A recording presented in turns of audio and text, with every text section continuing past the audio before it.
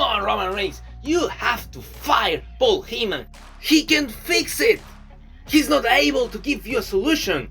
You have to hire somebody else. Maybe you can hire me.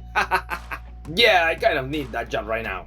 But let's review the top 5 stories that happened on Friday Night SmackDown. Let's start with number 5, and let's start with Nick Aldis, because maybe that is the man that you have to hire, Roman Reigns, because Nick Aldis actually can fix your problem, or maybe he's actually giving you problems.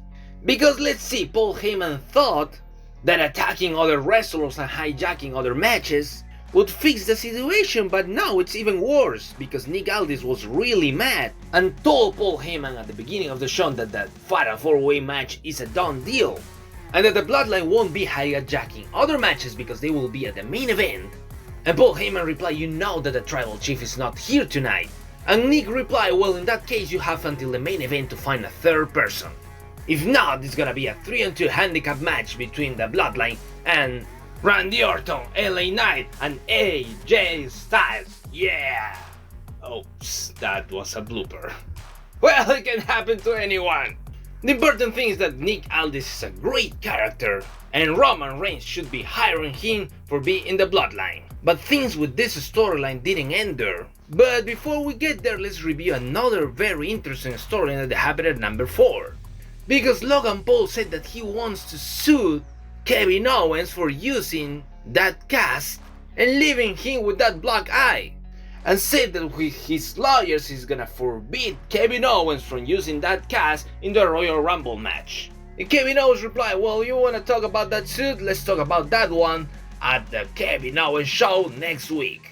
Oh, I'm pretty sure that's gonna be a hell of an explosive Kevin Owens show episode next week. Let's see what happens. Now let's see what happened at number 3, because this is another great storyline. Or at least that's what it looks like, because now we have the name of the new stable, the Final Testament. You know, that sounds very biblical, right?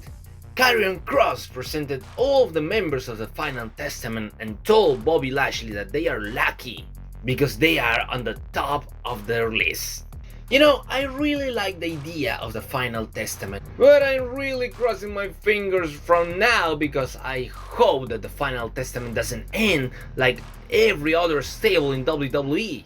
You know, just relegated to the mid-card, and you know, never facing the Bloodline, because that's what happened with Bobby Lashley and the Street Profits at the very beginning. A lot of months ago, I don't remember when they were introduced, we hoped that they were gonna fight the Bloodline. And they were put in that storyline against LWO.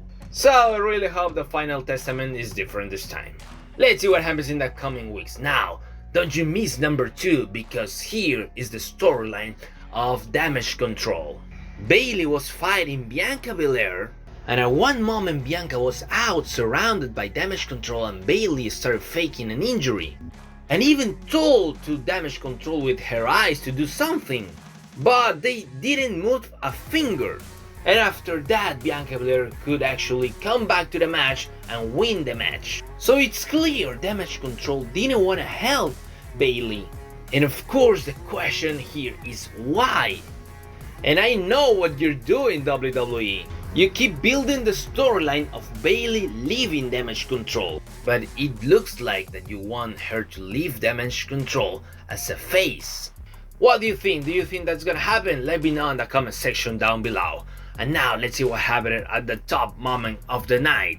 Because yes, this storyline started at the beginning of the show with Nick Aldis making the main event the Bloodline against Orton, LA Knight, and AJ Styles. And well, actually the Bloodline couldn't get a third member, so they had no other ideas that actually attack Randy Orton, and that way the match became a tag team match. And at one point of the match, the Bloodline actually got rid of LA Knight, and they were 2-on-1 attacking AJ Styles until Randy Orton recovered and came back to the match. And after a thunderous RKO to Jimmy Uso, they grabbed the victory. But Orton, AJ Styles, and LA Knight wanted to send a message to Roman Reigns, and they kept attacking the Bloodline after the match had actually ended. And then with a phenomenal forearm, a BFT, and another RKO to Solo Sikoa, they completely destroyed the Bloodline. So message sent to Roman Reigns, and this is all Paul Heyman's fault. Come on, Roman Reigns, you should fire him. He wasn't able to fix the problem. He made it even worse. Oh, poor Paulie, I think that you're gonna lose your job next week when that contract signing happens between Reigns, Orton, AJ Styles and LA Knight. What do you think is gonna happen? Let me know in the comment section down below. And that's it for today. If you like, please share, subscribe, and I'll see you on the next video.